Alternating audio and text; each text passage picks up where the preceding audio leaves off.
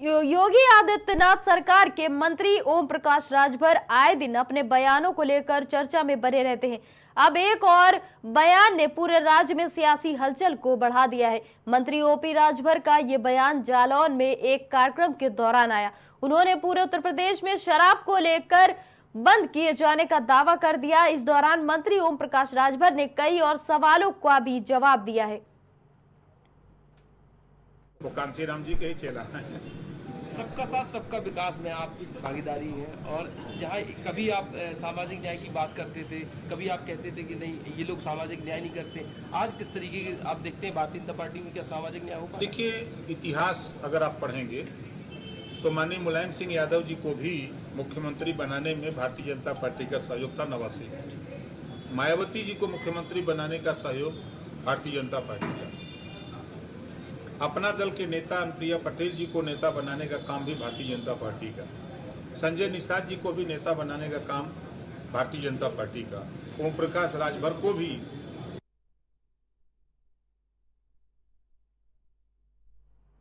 अपर police महानिदेशक कानपुर आलोक सिंह के निर्देश के बाद पुलिस एक्शन में दिखाई दी। पुलिस ने दुष्कर्म के आरोप में वंचित चल रहे एक अभियुक्त को गिरफ्तार किया। पीड़िता ने सहार थाना पुलिस को सूचना दी थी कि वो खेत पर किसी काम से गई थी, जहां पहले से घात लगाए शिशुपाल ने उसके साथ दुष्कर्म की वारदात को अंजाम दिया। मामले में तेजी दिखाते हुए पुलिस ने आरोपी को गिरफ्तार कर न्यायिक हिरासत में भेज दिया है। शिशुपाल सिंह तोमर द्वारा उनके साथ शारीरिक दुष्कर्म किया गया है। प्रस्तुत तहरीर पर थाना सहार में मुकदमा अपराध संख्या 166/24 under section 64(1), 115(2) of BNS and 325 SC/ST act पंजीकृत किया गया था। आज दिनांक 19/10/2024 को थाना सहार की टीम द्वारा मुख्य अभियुक्त शिशुपाल सिंह तोमर पुत्र कन्हैया लाल को गिरफ्तार किया गया है। इनको आज न्यायालय के सामने पेश कराकर पुलिस द्वारा अग्रिम विधिक कार्रवाई। मथुरा के SDTT खजानी इंस्टीट्यूट में बालिकाओं और महिलाओं की प्रतिभा को एक मंच देने के लिए आयोजित मेले का शुभारंभ जिलाधिकारी शैलेंद्र सिंह ने किया। इस 2 दिवसीय करवा चौथ और दिवाली प्रदर्शनी में 24 स्टॉल लगाए गए। इनमें ठाकुर जी की पोशाक, दिवाली उपहार, डिजाइनर ड्रेस, साड़ियां, इत्र, आकर्षक आभूषण, पेंटिंग जैसे स्टॉल शामिल है। साथ ही गाय के गोबर से बनी लक्ष्मी गणेश की मनमोहक कलाकृति के साथ प्रतिमाएं भी बनाई गई। वहीं इस दौरान मुख्य अतिथि जिलाधिकारी शैलेंद्र कुमार सिंह ने कहा कि सशक्त महिला कारण को बढ़ावा देने के लिए इस तरह के आयोजन होने चाहिए और महिलाओं की इसमें भागीदारी होनी चाहिए। पे है जिसको कोई भी आके एंजॉय कर सकता है। बहुत यहाँ पे कल डांडिया भी आयोजित किया जा रहा है। ढेर सारी मस्ती और धमाल है। महिलाओं ने एक से खूबसूरत आर्टिकल्स बनाए हैं जिनका यहाँ डिस्प्ले है। कैंडल्स हैं, लाइट्स हैं, बंधनवार हैं, ज्वेलरीज हैं, ड्रेसेस हैं, सब कुछ है जो दिवाली को खूबसूरत बना सकता है और बेहद वाजिब दामों पे। तो मैं सभी मथुरा वासियों से रिक्वेस्ट करूंगी कि आइए। और आप सभी को मैं अवगत कराना चाहूँगा कि UP SDM basically skill development का काम करता है और स्किल डेवलपमेंट के बाद ही उनको प्लेसमेंट की भी बात है, चाहे वो सेल्फ एम्प्लॉयमेंट में जाए या वेज एम्प्लॉयमेंट में जाए। तो हमें भी सुनिश्चित कराते हैं कि उन एम्प्लॉयमेंट में ऐसा ना हो कि ट्रेनिंग करके फिर उस ट्रेनिंग का उपयोग न किया जाए, क्योंकि अगर उपयोग नहीं किया जाएगा तो उसका अस्तित्व समाप्त हो जाएगा थोड़े समय बाद। तो इसके लिए मैं यहाँ पर कानपुर में मेट्रो बनने के कारण लोगों के घरों में, मकानों में दरारें आ रही। लोगों का कहना है कि मेट्रो अधिकारियों से कहने के बाद भी वो कोई सुनवाई नहीं करते। इसी को लेकर हरबंश मोहल में लोग पार्षद कौशिक बाजपेयी आर्यनगर सीट से सपा विधायक अमिताभ बाजपेयी ने धरना प्रदर्शन किया। इस दौरान उन्होंने ACP कलेक्टरगंज को ज्ञापन सौंपकर अपनी मांगे रखी हैं। की संख्या मकान उसकी जद में है। आज गिरेंगे या कल गिरेंगे, किसी होने वाली बरसात में गिरेंगे, भूकंप के हल्के से झटके में गिर जाएंगे। और अभी प्रभु कृपा से जान की हानि नहीं हुई, माल की हानि हुई है और कोई दिन होगा जब जान की भी हानि होगी। हम लोग कर्तव्य है कि हम लोग सरकार का और प्रशासन का ध्यान आकर्षित करें। हम लोगों ने लगातार कहा है, पहले भी कहा, इन मकानों गिरने के पहले भी उन्होंने अनेक बार कहा, एक कोई ध्यान नहीं दिया कि मेट्रो अपनी मदमस्त चाल से चलता है। मेट्रो के अधिकारी अपने को ईश्वर से ऊपर समझते हैं, वो कोई बात की जनता सुनते नहीं है। उसके अलावा नई सूचना दी, क्योंकि जब उन लोगों का डैमेज हो, पूरा मकान सब झुक गए, मकान हम लोगों ने हंगामा मचाया तो कहने लगे कि क्या हुआ, उन्होंने तमाम जांचें आचे करवाई, कोई रिपोर्ट। अभी प्रेजेंट टाइम सारे मकान झुक रहे हैं और इन्होंने जो जांच कराई थी उसकी कोई रिपोर्ट अभी तक हम लोगों को नॉलेज में नहीं आई है। और बस आके बस बात सुनते हो, कोई रिएक्शन, कोई एक्शन, न पानी, न सीवर और न ही मकान। उच्च अधिकारी आया? वही फर्स्ट में जब उस समय जब मकान गिराते ये दोनों तब आए थे। पार्षद कौशिक बाजपेयी जी द्वारा मेट्रो द्वारा जो कार्य किया जा रहा है उसके संबंध में एक धरना प्रदर्शन था, जिसमें उन्होंने मुझ एसीपी को अपना ज्ञापन दिया है। तो इस ज्ञापन को उचित माध्यम से माननीय मुख्यमंत्री जी तक पहुंचा दिया जाएगा और जो उनकी समस्याएं परेशानियां उच्च अधिकारियों को अवगत कराकर आवश्यक कार्रवाई की जाएगी। अब सभी पहलुओं की जांच की जा रही है, जिस प्रकार से प्राथमिकता प्राप्त होगा। महाराष्ट्र में विधानसभा चुनाव से पहले सीटों के बंटवारे पर दोनों प्रमुख गठबंधनों में घमासान मचा हुआ है। कई दलों में भगदड़ जैसा माहौल है तो विपक्षी गठबंधन महाविकास अघाड़ी में शिवसेना और कांग्रेस में तकरार शुरू हो गई है। जरा देखिए ये रिपोर्ट। विपक्ष में सीट बंटवारे पर महाभारत, एमवीए में सीट शेयरिंग पर खिंची तलवार, असमंजस में फंसे राहुल, उद्धव और पवार। हरियाणा के चुनाव के बाद अब लड़ाई महाराष्ट्र में होने वाली है। राजनीतिक लिहाज से ये राज्य काफी महत्वपूर्ण हो जाता है। पिछले कई सालों से सियासतदान महाराष्ट्र चुनाव का बेसब्री से इंतजार कर रहे थे। खास तौर पर शिवसेना यूबीटी अध्यक्ष उद्धव ठाकरे और एनसीपी के शरद पवार दोनों के सामने खुद की सियासत को बूस्टर देने का बहुत बड़ा चैलेंज सामने खड़ा है। बताया जा रहा है कि महाविकास अघाड़ी में सीट शेयरिंग पर कुछ हद तक तो बात बन चुकी है, लेकिन अभी भी कुछ सीटें ऐसी हैं जहां रस्साकशी जारी दिखाई दे रही है। 258 सीट पर लगभग सहमति जताई जा चुकी है, वहीं 30 सीटों पर अभी भी पेच फंसता हुआ नजर आ रहा है।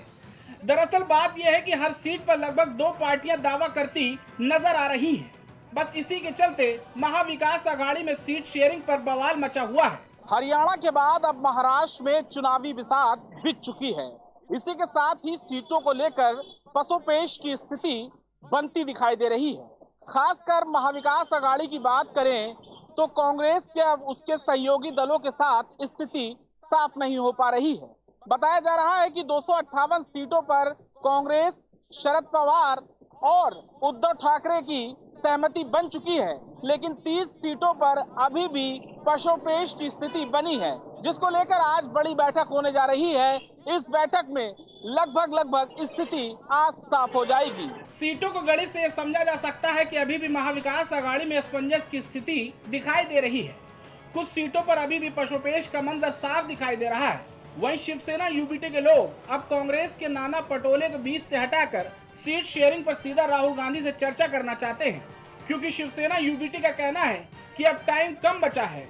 ऐसे में सीट को लेकर किसी भी तरह की जद्दोजहद से उनका ही नुकसान होने वाला है। सुबह मेरी मुकुल वासनिक जी से बात हो गई, आज मैं राहुल गांधी जी से भी बात करूंगा और जो रुका हुआ फैसला है सीट शेयरिंग के बारे में उसको गति मिलनी चाहिए, उसके बारे में हम उनसे आज बात करेंगे।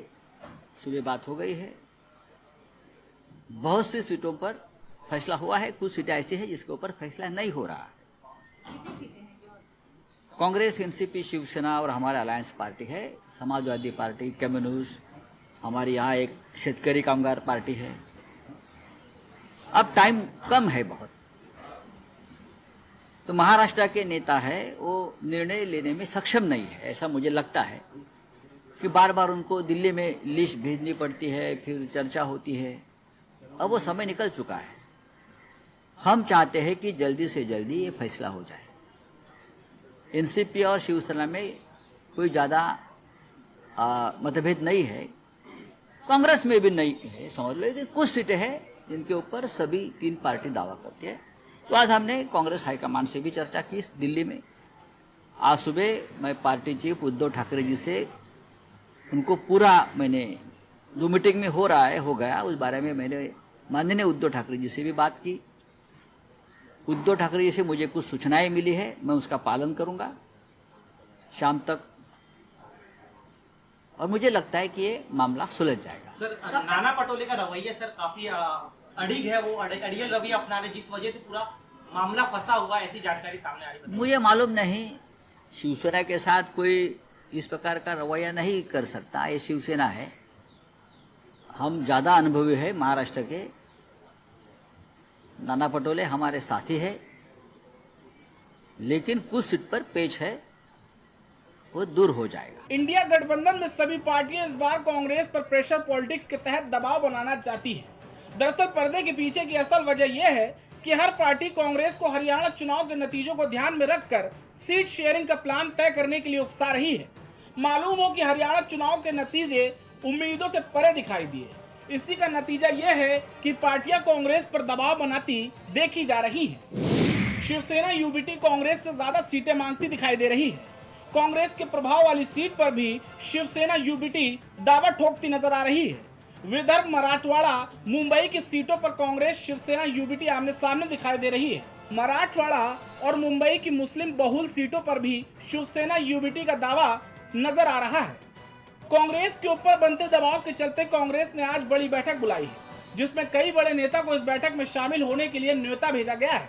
दरअसल कांग्रेस नहीं चाहती कि चुनाव से पहले महायुति को कोई भी मौका उसे घेरने का मिले, इसलिए कांग्रेस आज की बैठक में सब कुछ क्लियर करना चाहती है। इस बैठक में अशोक गहलोत, भूपेश बघेल, टीएस सिंहदेव, अविनाश पांडे, सचिन पायलट, मुकुल वासनिक, उत्तम कुमार रेड्डी समेत कई बड़े नेता शामिल होंगे।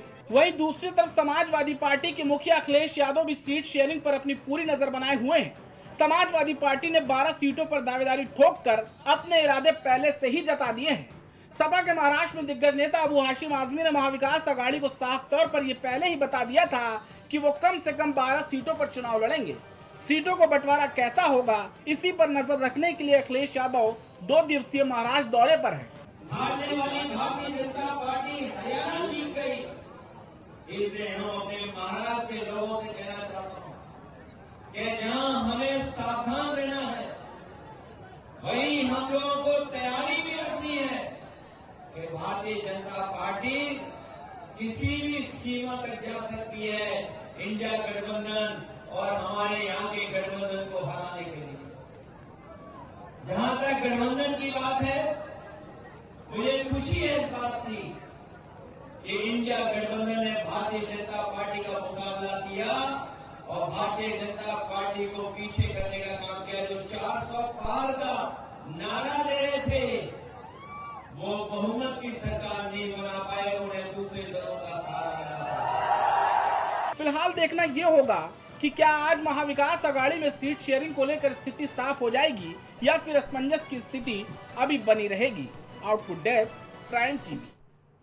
और अहम बात में अभी के लिए इतना ही। बाकी तमाम खबरों के लिए आप देखते रहिए प्राइम टीवी। कुछ भाव पुष्प। आप देख रहे हैं प्राइम टीवी, सच साहस सरोकार।